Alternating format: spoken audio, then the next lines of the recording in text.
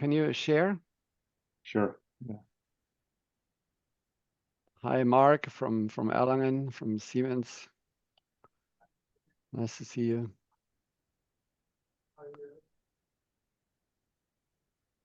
How's that? I don't see it here. It's on my side. Danny, do you see it? Yeah, I see the article. Oh, and it's just me. Okay, yeah, my window was hidden. Hi, Nicole. How are you? Good. Excited about the Yeah. topic. Yeah, I guess we all are. So that's really good. So we'll give it 1-2 minutes because sometimes people have to struggle with logging Maybe in, I'll etc. start with this paper, and then Juliet, if you want to talk about the MRA paper, and then I could finish with the interventional paper. Okay. Again, as I said before, and Juliet, I don't know whether you had already joined. We typically don't try to spend too much time on the methods and even the background. I'll do a tiny little instruction in the beginning. So just keep it high level, more about what you found, what maybe things that are not in the paper. So that was difficult there, or that was remarkably easy there, and then what you think we can do with it, and then we have a short discussion. Okay, so I think it's already close to 2 minutes past, so that while there will still be people joining in, let's get started. So welcome everybody to the June edition of the CMR Journal Club. It's really a very special honor to me to welcome Lon Simonetti, whom I shared a long stretch of my professional path with. We're both past presidents of the SCMR, and Lon also played a critically important role as CEO when he and I led the society in 2 different roles at the same time. So Lon has done some remarkable things in his career and has contributed a lot to the field. To me, maybe the most important was the introduction of the triple inversion recovery sequences that we still use for edema detection, still the best for visualizing edema. And he then moved at some point from Chicago to Ohio, and now is leading the team there, and has since then also done remarkable things. Recently, his focus moved to and of his team, and Juliet is here, to low field MR. And why is that important? That's extremely important because it gets rid of a number of problems, including artifact loading, problems with high field and a higher field, even at 1.5, but especially 3 Tesla, but also cost and other disadvantages with higher field strength. So I'm very excited, Lon, to have you here and to talk about some of your recent work. And we'll discuss at least 2, maybe to some extent a 3rd paper on that topic. So Lon and Julia, take it from here. Thank you so much for coming. Yeah, thanks a lot, Matthias. Thanks for the invitation to present some of our work. Yeah, as you mentioned, I guess a little over 3 years ago now, we got this 0.55 Tesla scanner, FreeMax scanner from Siemens, and much of my effort over the past few years has been to really develop cardiovascular magnetic resonance methods for this machine. It was motivated, I have to say, going back over 10 years now, to time, as you mentioned, when we were very active together in the SCMR, and I've been active in CMR for my entire 30+ year career, and kind of frustrated, I guess, by the fact that it hasn't exploded as I feel like it should for clinical routine use. And I think one of the impediments, there are many impediments, but one of the impediments to that has been the cost, the initial upfront cost of purchasing, installing, maintaining an MRI scanner. So yeah, I guess about 10 or more years ago, with the advent of actually with compressed sensing type reconstruction techniques that kind of changed the conventional trade-offs of for signal to noise and speed in MRI, my colleague Rizwan Ahmad and I started to explore this idea of lower field strength for cardiac MR in particular, and did some initial work on a 0.35 Tesla machine that showed us that, hey, this really had some potential, and maybe some potential then to reduce the initial cost for MR and start to expand the use of cardiac MR. So that brings us to the present, I guess, where we've had this machine now for a few years, and they're have started to publish some of our work in developing different techniques for it. Juliet had a paper on kind of the exploring all the conventional cardiac MR methods, and now we've started to dive into maybe some of the more advanced techniques, and that's what we'll show you today. So first, with this paper on strain-encoded MR, or SENC, at 0.55 Tesla. So SENC is specifically designed to encode strain. It can encode strain in the longitudinal and circumferential directions.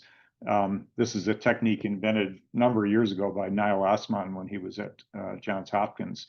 And it's been shown in other studies to have high reproducibility for segmental strain. So, there's been a lot of work more recently in feature tracking based techniques to analyze conventional cine imaging. But I think what the literature still shows is that SENC that directly encodes the strain into the image information is more reliable for segmental strain measurements. So in this study, we implemented a SENC sequence on the 0.55 Tesla machine and then compared it to 1.5 Tesla. So this was a study that was performed in phantom volunteers, and then we did a small series of pigs with a myocardial infarction model. So maybe easiest if I just go to each of the figures and tables and talk. So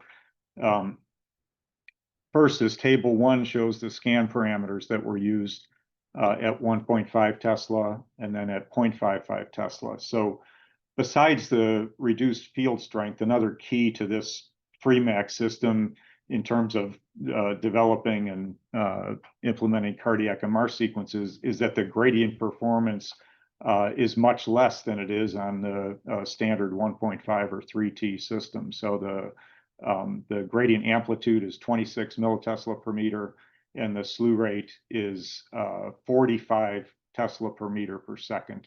So the slew rate is really the big difference. We're on this 1.5 Tesla system, for example, and I think commonly you'll see slew rates of 200 Tesla per meter per second, and that's really what determines the TE and TR and the speed performance of the system. So you'll see in this table, for example, that the repetition time at 0.55 Tesla is significantly longer than at 1.5 T. Another factor in that longer TR is that we use a lower receiver bandwidth, and that helps make up for some of the lost signal to noise that we have in going to lower field. So the first studies we did used this phantom. So this is a strain phantom, essentially. This is a gel block with a piston that will compress and extend that gel. Strain is measured in the through plane direction with SENC. So we actually put a slice perpendicular to this block as the piston moves in and out. And this enabled us to give us a first basis that, hey, we can accurately measure strain on this machine. It matches what we expect from this phantom. It matches what we get at 1.5 Tesla. And then we moved from there to human volunteers. So we scanned 16 volunteers at 1.5 T and 0.55 T. We also did a scan repeatability at each field strength. So we ran SENC on the subject, pulled them out, got them off the table, put them back in the magnet, scanned them again. So it was all repeated within the same session, but they did get up and out. So we had to rescout for those scans. And what we saw was that overall the strain, global longitudinal strain, global circumferential strain in the LV, and then longitudinal in the RV, matched very well across this cohort of 6 healthy volunteers between the 2 field strengths. And then here, when we look at, again, the global strain, longitudinal and circumferential, comparing the 2 field strengths here on the left, you can see that there's broader limits of agreement compared to scan, rescan, which you would expect. But I think importantly here is that we see that the scan, rescan repeatability was very similar between the 1.5 and 0.55 Tesla results.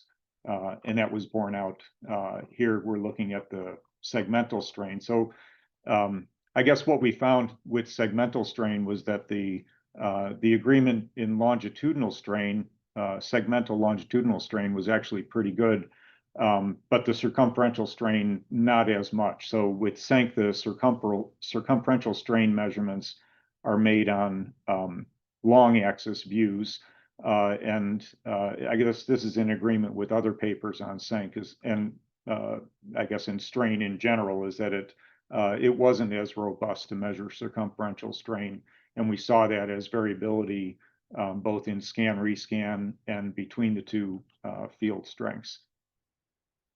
We had a study. I'm going to skip through these. Those are the tables showing all the segmental results.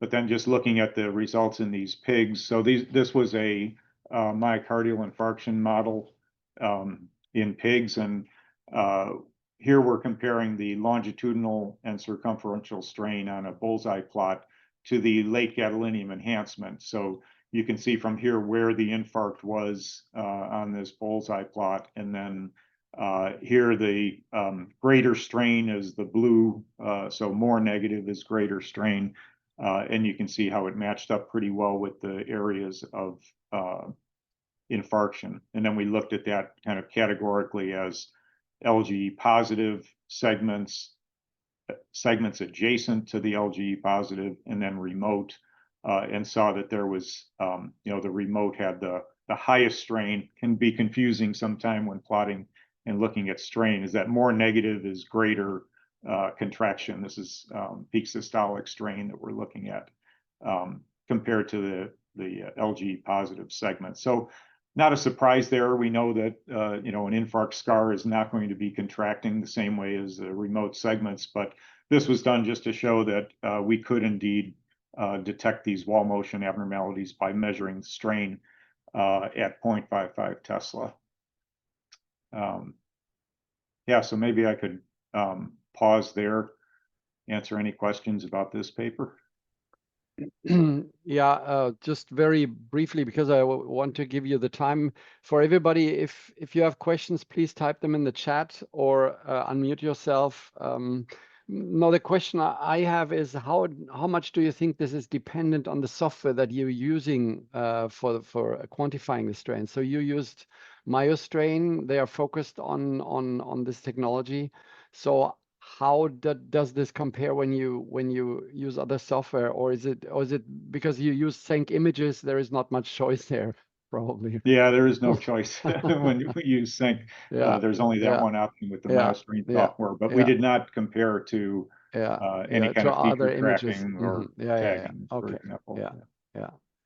No, and then just a little remark. I'm with you. I'm a little bit frustrated that we display all strain as a negative value instead of saying net shortening or whatever to make it positive. But this is what we have to live in. But overall, it's great to see that strain as a very important marker, I think, for function, better than for me than ejection fraction. Together with stroke volume, this is what we need. Yeah, we don't actually use it clinically yet, but we do use it in pretty much all of our research studies where we're looking at the impact of therapy, for example, longitudinally.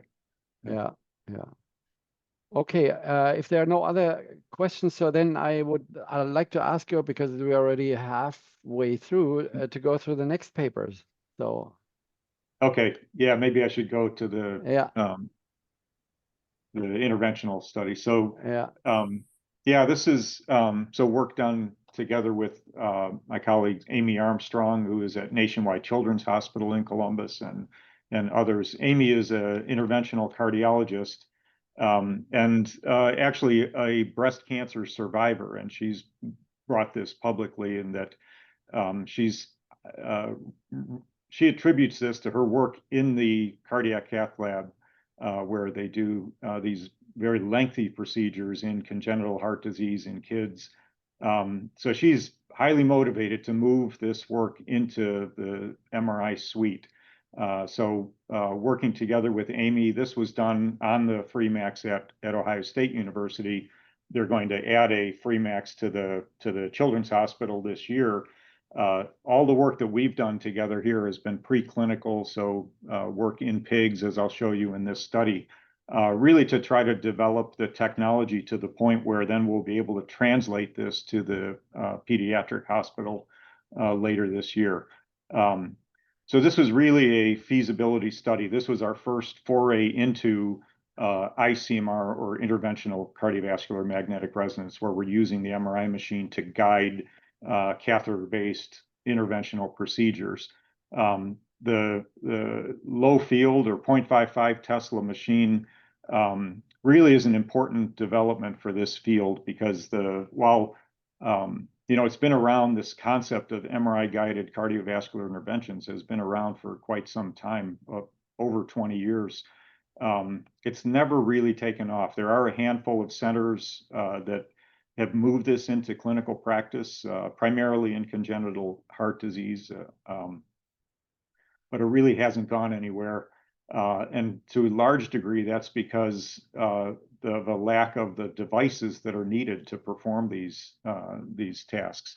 The conventional guide wires and catheters that are used in the cath lab are incompatible with higher field MRI, because they act as antennas, and they're subject to RF heating and will heat up. So what the 0.55 Tesla brings is the opportunity to use many of these off-the-shelf devices designed for X-ray fluoroscopy lab, to use them safely in the MRI suite. So actually, one of our collaborator companies, Cook Medical, there are several authors from that company. They've actually installed a Freemax in their research labs, and they're actively working on this technology. So a company like that can bring a lot of devices to bear on this, which I think will finally bring this into clinical practice. So again, this was you just skip to the figure here. This was our initial experimentation with an interventional CMR. So if you read the paper, you'll see there, there's kind of a scattering of different things that we did, because we were learning along the way as we went here. But this shows the setup. So the Freemax has an 80 centimeter patient bore. So this, and it's not really any shorter than a 1.5 Tesla machine. It's about 1.6 meters, but that wider opening really helps with the interventionalist being able to reach in there to do their procedure. So again, these were all studies on pigs. In this study, it was IVC, inferior vena cava stenting. So we were coming in from the groin, from a femoral access in these pigs. And you can see, so Amy's reaching in here with the catheters and guide wires. It does take some other equipment. So we have the monitoring equipment for the animal, and also an in-room display monitor that allows us to look at the images, allows the interventionalist to look at the images as they're required, because she needs to watch and guide the catheter based on what she's seeing. So skipping here to the table 1. So as I mentioned earlier, the gradient performance of this machine is significantly reduced compared to the higher field systems. And this kind of goes along with the fact that this machine is intended to bring the cost down significantly of the purchase price. And part of that is a reduced performance gradient system. So my attitude towards this over the past few years has been, let's make this work. If we can make things work on this scanner with low field strength, low gradient performance, then it may be able to solve this problem of cardiac MR and MRI being too expensive in many settings. So these are the different pulse sequences that we tested. So again, this was our initial testing of interventional CMR. We tried true FISP or balanced SSFP sequences without the use of contrast. We also tried spoil gradient echo sequences. So these are all two-dimensional real-time cine acquisitions.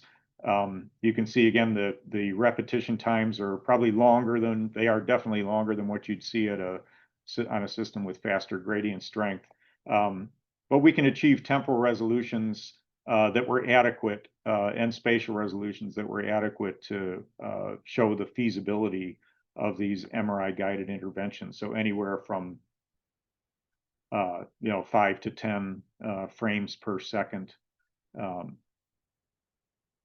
I'll skip ahead. So what the other thing we were testing were different devices with different markers. So our goal in these procedures was to implant stents in the inferior vena cava. And these stents were conventional stents, but the balloon catheters were marked with iron oxide markers to better enable the interventionalist to kind of see and orient these devices. The guide wires that we used were also marked with iron oxide markers, so they create negative contrast markings. Let me just jump to the images here. So here, comparing balanced SSFP without contrast agent, GRE without contrast, and then balanced SSFP with ferumoxytol and GRE with ferumoxytol. So what we found here is that these iron oxide markers, so here you can see them as these individual 3 dark marks on a guide wire in this case. What we found is with balanced SSFP, that those markers created quite a bit of artifact in the bloodstream, as you can see here. So we're in the inferior vena cava, so the blood's flowing from bottom to top here in the image. And what we found with balanced SSFP was that these markers would create this artifact that would be carried downstream. And that was really problematic in trying to guide these devices through the vasculature. So we went to spoil gradient echo, and the artifact behavior was much more controlled, but we found that we really didn't have enough signal. So we went to infusing ferumoxytol into these animals prior to the experiments to really light up the blood pool. Again, we tested balanced SSFP, but found it still had too much of this downstream flow artifact. So the majority of our experiments were done with GRE with ferumoxytol, as you see here. Ferumoxytol, it's not labeled as a contrast agent, but it is a clinically approved agent for treating anemia, and it's actually used as an MR contrast agent quite a bit in pediatric congenital heart disease imaging settings. Yeah, this is just comparing some different trade-offs between spatial and temporal resolution.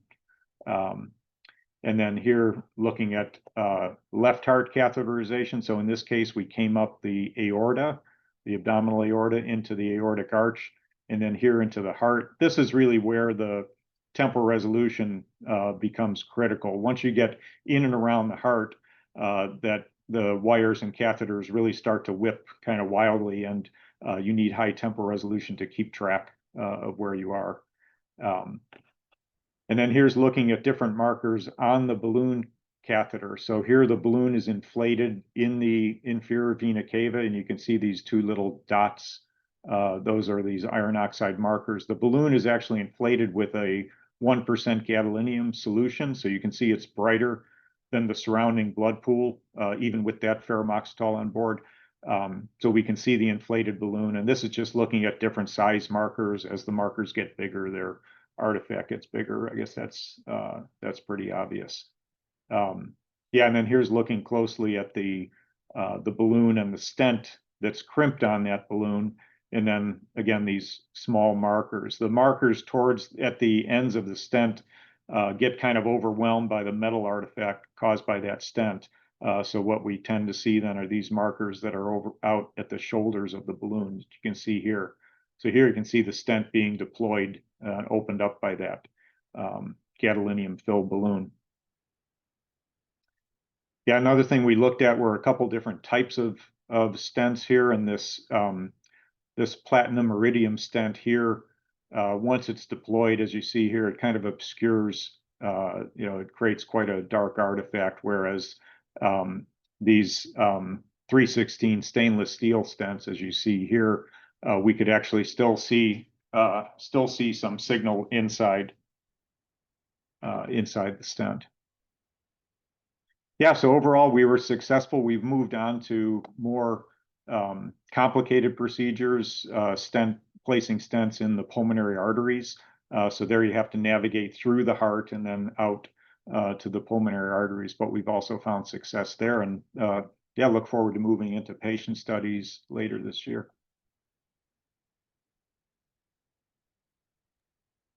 Wow, fantastic. So do you want to take some time for, you spoke about a third paper, or Juliet, or what? Yeah, shall we yeah, that'd do be that, great if we or- could. Yeah, it's a Yeah, maybe just a few short minutes. Yeah. technical development article, so Thank you I'll so be much. Yeah. real fast about it. All right, can you see the PDF now? Yeah. Yeah. Okay, so this was published in April in Radiology Cardiothoracic Imaging, and we wanted to compare non-contrast ECG triggered navigator gated, so the standard bread and butter grappa rate 2 MRA, T2 prepared MRA on the Freemax, and compare it to its performance, the 1.5T. And we had 10 volunteers, 10 patients who were clinically being evaluated at 1.5T for aortic dilation. So we had a range of aortic diameters, and we wanted to compare both qualitatively and quantitatively about interfield comparison, inter-rater agreements to really show that image quality is equivalent, and you have the same diagnostic confidence.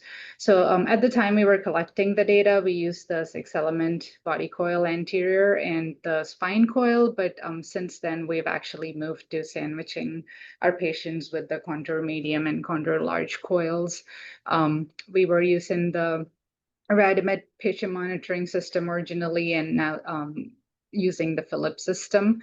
And as other low field users are also would agree with me, I think one of the primary challenges is with having to use the external device for triggering, and we do see that. And I think, but overall, I think, you know, in a volunteer and a regular sized individual as well, you have a much higher success rate. So you can see our participant characteristics. Our volunteers were younger, slightly lower BMI than the patients. And to adapt the image acquisition parameters, to boost SNR, we actually ended up using larger slab slice. So the slab thickness was here larger, which means our scan time went up, but otherwise we tried to match parameters, spatial resolution pretty much equivalent. We were able to use the higher flip angles at SSFP at low field. And we compared image quality in terms of coefficient of variability, blood myocardium contrast ratios. We had 2 readers measure the aortic diameters and look at their reproducibility across fields as well as among themselves on a given field. So overall, we had very good comparability in image quality, coefficient of variability. Actually, the 0.55T was slightly better at the ascending aorta. Contrast ratio was actually higher at 1.5T, and this maybe could have been, you know, we were keeping the T2 preparation time at 40 milliseconds for both, but your T2 times are longer on the low field, so that could have been the reason. But overall, when you look at the subgroup of people with higher BMI, their image quality slightly degrades, but it's not worse at one field strength versus the other. They're both comparable. These are just different patient examples where image quality was higher on one versus the other. But as you can see, there are different reasons. There's breathing artifacts, blurring here at the higher field, whereas now you have more homogeneous, sharp border delineation at one field versus the other. So excellent reproducibility across readers, across field strengths. Diagnostic confidence was the same. patients who were classified as having clinically dilated aorta, it matched up at both field strengths. So although despite small sample size in volunteers and patients, really just demonstrating equivalency and confidence. Yeah, so that's all, Well, a quick thank you. summary. Thank you so much. That was wonderful. So if I try to summarize that, probably one could boil it down to the simple words, it works. Yes. So low field CMR works. Yes, it takes a little bit longer and there are a few things to consider. And that's a very, very important message. So in terms of cost, and also as you could show beautifully in both interventional papers, that at lower field strength, you may have less problems with the material that you have to use for these interventions. So of the many questions I would have, just a few that are maybe most important to me. What do you think is the need for ferromoxitol? Will this be a continuous requirement for low field? Do we have to kind of combine them in our minds, or do you think it's just for certain applications? And as you could show in a few preliminary data, maybe non-contrast enhanced 3D angio may still work. So what do you think? Yeah, I mean, for MR angiography, as Juliet showed, the non-contrast techniques work very well. This scanner that we're working with, it's got this slow gradient performance, and I think that contributed a lot to those artifacts I showed in the true FISP imaging with the devices, the guide wires. So I expect faster gradient performance will come in the future, and that could alleviate that need in particular in interventional studies for ferromoxitol. But it really, I mean, I'm a believer in the use of ferromoxitol for this, structural, functional flow type imaging that's so important for congenital heart disease. I mean, not just at low field, but And for congenital, I agree, because congenital heart disease always has been more complex, more in need for additional requirements and also equipment. So that's why I think otherwise we're trying to get MRI less and less complex, but for congenital, I think it makes absolute sense. And the affordability of these scanners for sure.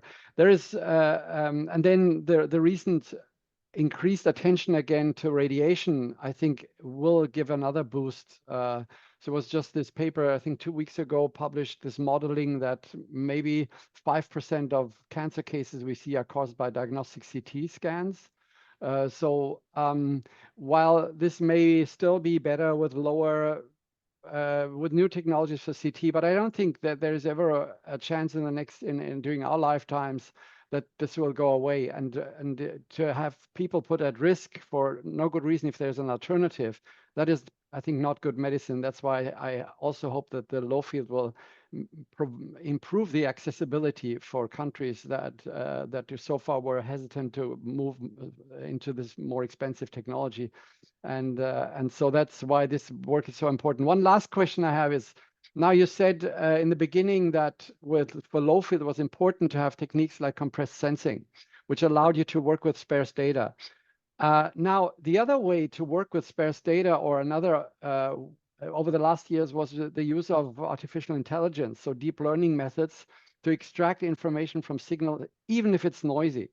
So what have you already played with that? Because I could imagine that you could use the signal and eventually maybe produce images that are not distinguishable at all from any other high field scanner, just using AI. Of course, there's a price to pay. It may look a little bit plasticky, and people may have to get used to. But if we would know that the diagnostic information is reliable, that would be also an important way to use more low field than the higher field scanner. So any thoughts on that?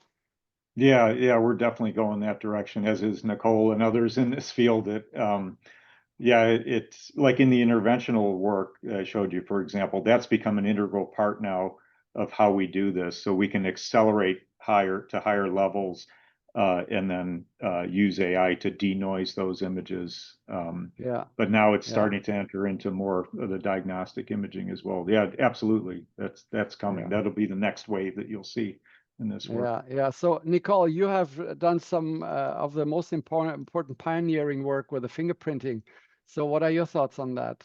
In the terms of context of low field? 0.55T or? Yeah.